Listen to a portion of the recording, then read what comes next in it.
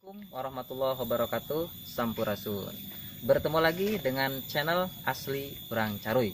Oke, kali ini kita akan naik ke Gunung Sawal melalui jalur pendakian Dusun Bangbayang Kaler, Desa Bangbayang. Oke, perlu diketahui bahwa Gunung Sawal adalah gunung tertinggi yang ada di Kabupaten Ciamis, sehingga gunung ini muncul di logo Kabupaten Ciamis yang sangat sakral itu. Oke, perlu diketahui bahwa Gunung Sawal ini terdiri dari 25 domas. Setiap domasnya ada 25 pasir dan luasnya total 10.000 hektar. Nah, itu data itu saya dapatkan dari mandor yang selama 20 tahun beliau menjaga Gunung Sawal, yaitu Bah Adri. Oke, perlu diketahui juga bahwa di blok Desa Bangbayang ini ada 2 wana wisata baru yang cocok dijadikan destinasi wisata untuk mengisi liburan tahun baru Anda. Yang pertama adalah wana wisata Cidangdangrat dan yang kedua Batu Datar. Oke, tapi kali ini kita tidak akan membahas tentang wana wisata, tapi kita akan mengeksplorasi, akan mengupas tuntas tentang 2 situs bersejarah yang ada di Gunung Sawal blok Bangbayang ini, yaitu situs Nalipan dan situs Batu Datar. Situs-situs tersebut erat kaitannya dengan sejarah Kerajaan Galuh yang sangat melegenda di masyarakat Kabupaten Ciamis. Mau tahu sejarahnya? Tetap stay tune di channel Asli Urang Caruy. Oke, kita sudah sampai di wana wisata Cidangdangrat atau Pasiraya Gunung Sawal. Bisa dilihat di belakang sana, wana wisata ini masih dalam tahap pembangunan. Nah, sedang dibangun gazebo, musola, dan berbagai wahana-wahana yang lainnya. Ya, sebenarnya wana wisata ini sudah kita tayangkan sebulan yang lalu. Tapi tidak salahnya nanti kita eksplorasi lagi lebih dalam, karena kemungkinan wana wisata ini akan terus berkembang menjadi lebih baik lagi. Terima kasih.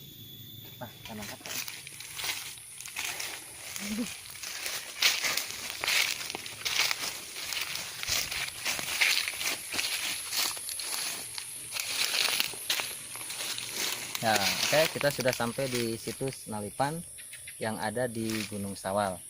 Situs Nalipan ini kurang lebih ada dua versi sejarah. Nah, versi yang pertama menurut sesepuh dari Desa Bangbayang. Nah, menurut sesepuh yang saya dapatkan faktanya beberapa tahun yang lalu, bahwa situs ini bernama situs Nalipan yang kemungkinan terkait erat dengan Kerajaan Galuh yang ada di Kawali Ciamis ini. Kemudian setelah saya teliti, nah saya bisa menyimpulkan yaitu versi yang kedua.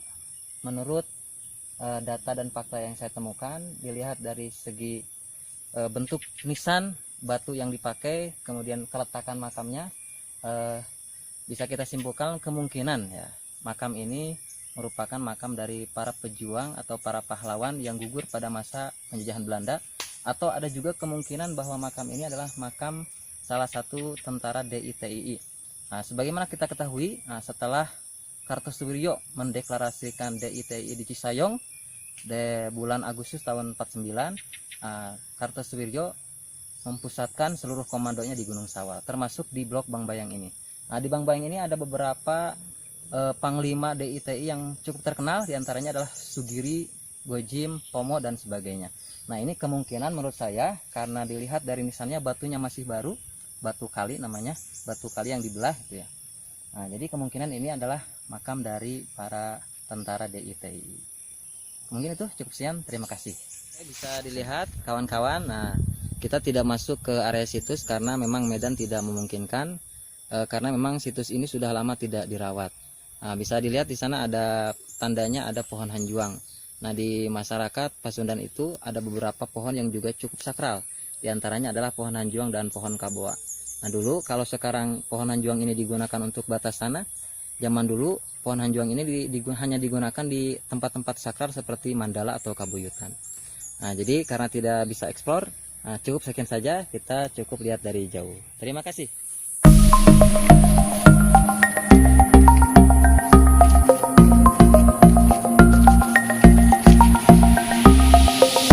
Oke, kita sudah sampai di wana wisata Batu Datar ya. Cukup lumayan, medan yang kita tempuh cukup terjal, jadi kita cukup terang. Oke, nanti kita akan tayangkan beberapa wahana yang menarik di wana wisata ini. Oke, ikuti saya.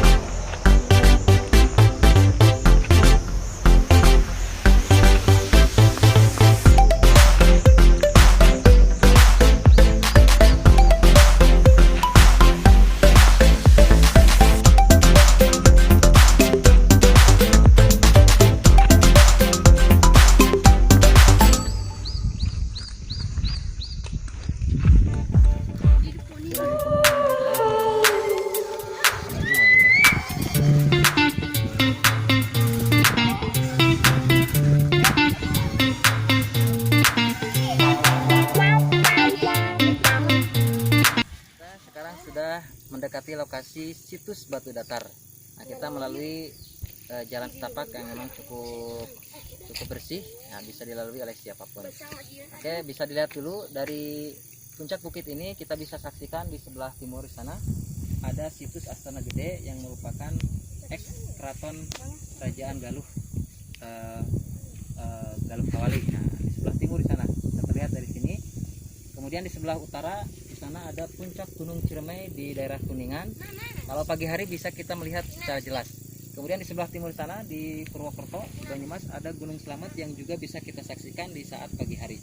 Karena sekarang sudah siang hari, kita tidak bisa menyaksikan puncak dari kedua gunung tersebut.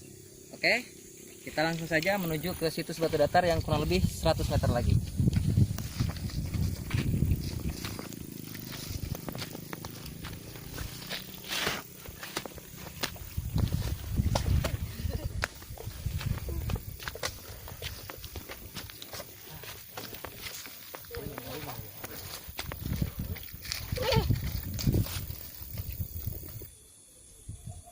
Oke kawan-kawan, nah, karena perjalanan cukup jauh, medannya terjal, nah, kita istirahat dulu. Nah, kebetulan di perjalanan kita bertemu dengan salah satu wisatawan ya, juga beliau ingin berziarah ke situs batu datar. Oke, kita kepoin ya. Nah, kira-kira dari mana berziarah ini? Dari mana kira-kira? Saya dari Tangerang, Banten. Oh, dari Tangerang katanya ya. Tujuannya apa berziarah ke batu datar ini? Saya pengen mengetahui aja Pak, jelasnya ada informasi gitu rame-rame nyampe ke Jakarta, ke wilayah Banten, ada situs batu datar Pak di wilayah Ciamis, Gunung Sawal. Oh, oke, terima kasih. Jadi ternyata Bapak yang namanya siapa? Bapak Didi Pak. Oh, Pak Didi yang berasal dari Tangerang, Banten ini. Beliau penasaran, ingin menyaksikan dengan mata kepala sendiri bagaimana kondisi situs batu datar yang cukup dikenal di Desa Bangbayang ini. Oke, kita sama-sama saja dengan salah satu wisatawan atau peziarah ini supaya bisa kita mengetahui secara langsung. Yuk, kita lanjutkan perjalanan. Oke, kawan-kawan, kira-kira kurang lebih 50 meter lagi kita akan menuju lokasi situs batu datar. Nah, perlu diingat jika kawan-kawan ingin berkunjung ke sini, medan cukup berat, jadi harus membawa peralatan yang lengkap ya, untuk peralatan survivor di gunung. Itu aja, terima kasih.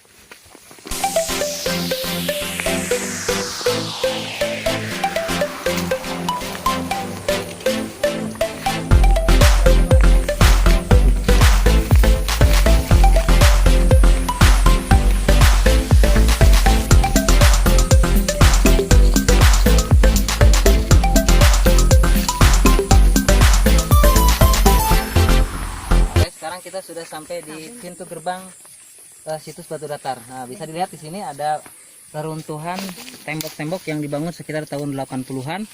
Ketika itu dibangun untuk melindungi sawah-sawah atau ladang-ladang dari penduduk dari serangan babi hutan. Oke, kita lanjut ke lokasi. Halus lokasi halus sok.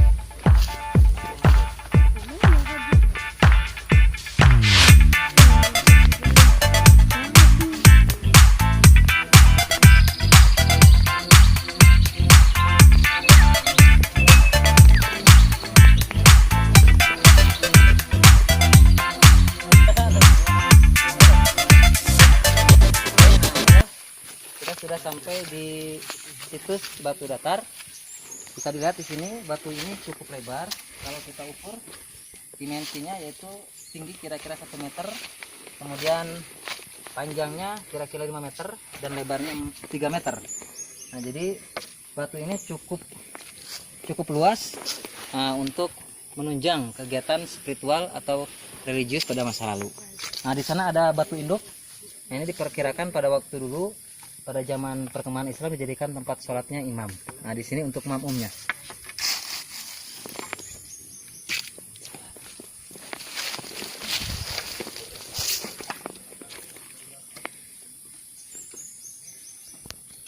Oke, kawan-kawan, kita alhamdulillah sudah sampai di batu datar. Nah, bisa dilihat sekelilingnya merupakan vegetasi hutan yang cukup lebat, berbagai macam jenis tumbuhan hutan yang cukup tinggi dan besar-besar.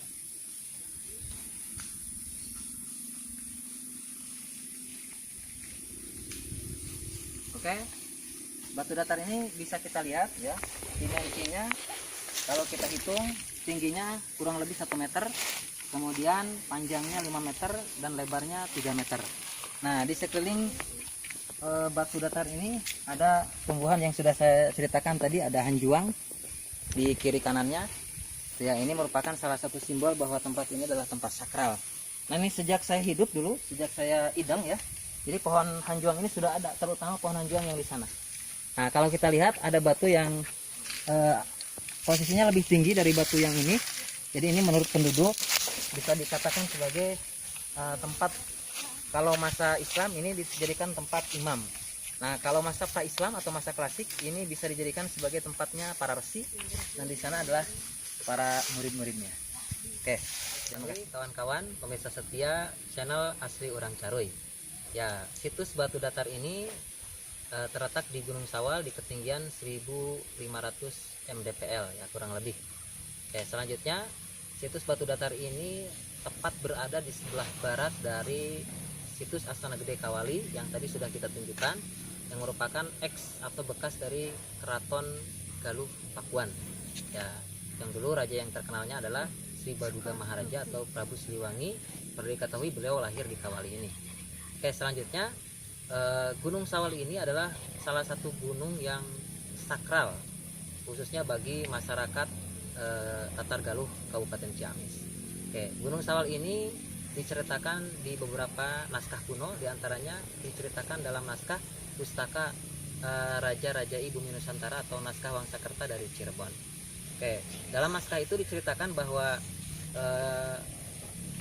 gunung ini mempunyai peran atau andil yang sangat signifikan bagi perkembangan sejarah Kerajaan Galuh. Oke, perlu diketahui bahwa sejarah Kerajaan Galuh itu berawal dari Nagreg situ ya, Kendan. Raja Kendan yang pertama itu Resi Manikmaya, kemudian dilanjutkan oleh Raja Suraliman Sakti, kemudian dilanjutkan oleh Kandiawan. Nah, Kandiawan ini mempunyai anak namanya Preti Kendayun yang memindahkan pusat kerajaan Galuh itu ke sebelah timur, yaitu di Karangkamulian, Cijengjing, Ciamis. Kemudian Preti Kendayun diganti oleh Mandi Minyak, dan Mandi Minyak digantikan oleh Sena atau Sanaha. Nah, disinilah mulai menarik sejarahnya. Kenapa? Karena Sena dikudeta oleh Purbasora. Kemudian anak Sena yang bernama Sanjaya berusaha membalaskan dendam dari sang ayah. Nah, untuk mempersiapkan pasukan untuk menyerang Purbasora yang berada di Galuh Karangkamulian di sana, Sanjaya memusatkan pusat latihannya itu di Gunung Sawal. Beliau berguru kepada salah seorang pertapa sakti yang bernama Rabuit Sawal. Rabuit Sawal itu mempunyai kitab perang yang sangat terkenal yang digunakan oleh kerajaan-kerajaan dari mulai Tarumanagara, Sunda, Galuh sampai Pajajaran yang bernama Pustaka Ratuning Balasariwu. Ini kitab perang yang sangat terkenal gitu ya, yang cukup terbukti keampuhannya. Nah, Sanjaya ketika mempersiapkan pasukannya membuka sebuah tempat di Gunung Sawal. Kemudian setelah segala sesuatunya siap, Sanjaya menyerang Galuh Karangkamulian. Akhirnya Purbasora terbunuh dan Sanjaya berhasil menduduki tahta yang pernah dulu direbut dari ayahnya. Nah, kemudian Sanjaya menyerahkan tahta kerajaan Galuh itu kepada anaknya, yaitu Tamperan Darmawijaya. Kemudian Sanjaya memilih untuk berkelana ke daerah timur, yaitu ke daerah Jawa Tengah sekarang, tepatnya di daerah antara Magelang dan Yogyakarta. Beliau mendirikan kerajaan Mataram kuno yang disebut dengan Wangsa Sanjaya. Kemudian keturunan-keturunannya berhasil mendirikan situs bersejarah paling penting di Indonesia, yaitu Candi Borobudur dan Candi Prambanan. Kemudian kerajaan Galuh tadi sudah diceritakan diserahkan pada anaknya, yaitu Tamperan Darmawijaya. Kemudian terjadi lagi pada masa ini, Tamperan Darmawijaya terjadi lagi perseteruan dengan Sang Manara atau Ciungwanara. Nah, yang sangat terkenal dalam sejarah gitu ya, Ciungwanara itu kemudian berperang dengan Tamperan Darmawijaya dan kerajaan Galuh itu dibagi dua. Nah, cukup sekian saja kawan-kawan, mudah-mudahan bermanfaat. Kalau ada yang salah, mohon kritik dan saran. Terima kasih.